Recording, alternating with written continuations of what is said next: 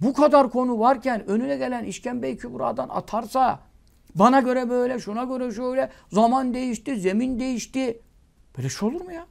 Tetegayyerul ahkâm, tetegayyerul ezman. Zamanlar değişince hükümler değişir. O hangi meseledir?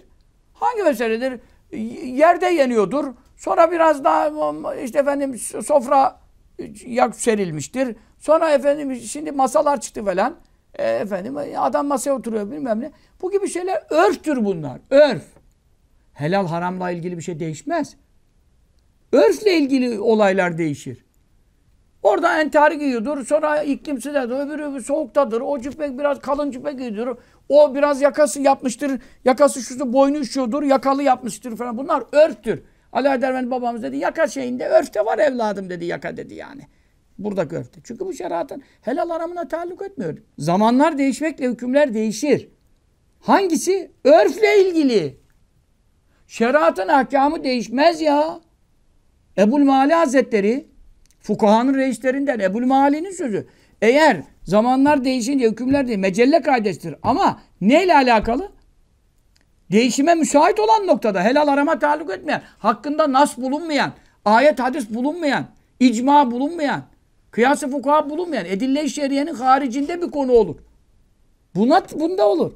Yoksa naslarla çatışırsa bu zamana göre hüküm değişir dersen len halle nizamuş şeria diyor. Ne şeriat kalır, ne din kalır, ne iman kalır, ne Kur'an kalır, ne sünnet kalır diyor. Böyle bir şey denebilir mi? Değişiklik. Nasıl değişir? Ebu'l-Mali söylüyor. Önüne gelen o zaman bu zamana göre böyle, buraya göre böyle. Benim kalbim temiz, o zaman ben bu kadına bakabilirim, elini de tutabilirim. Öbürü efendim bu adam çok adam, efendim eteği temiz adam. Ondan sonra bu benim kızımla karımla oturabilir, kalkabilir. Efendim yiyebilir, içebilir. Böyle şey. Herkes kendine göre hüküm verebilir mi yani? Adamına göre değişir mi? Zamana göre değişir mi? Şahsa göre değişir mi? Zemine göre değişir mi? Değişmez. Hangi haram helal edilebilir? Hangi helal haram edilebilir? Hangi Allah'ın şeriatı reddedilebilir? Bunu reddeden ne olur? Merdud olur ya. Mürted olur ya.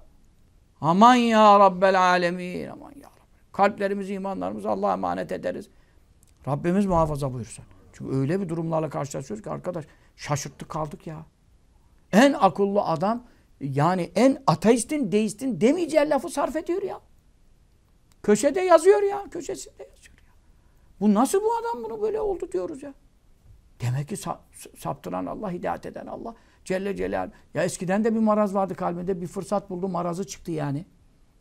Aman aman aman aman. Bid'at elinden uzak dur. Bid'at elinden uzak dur. Yanarsın.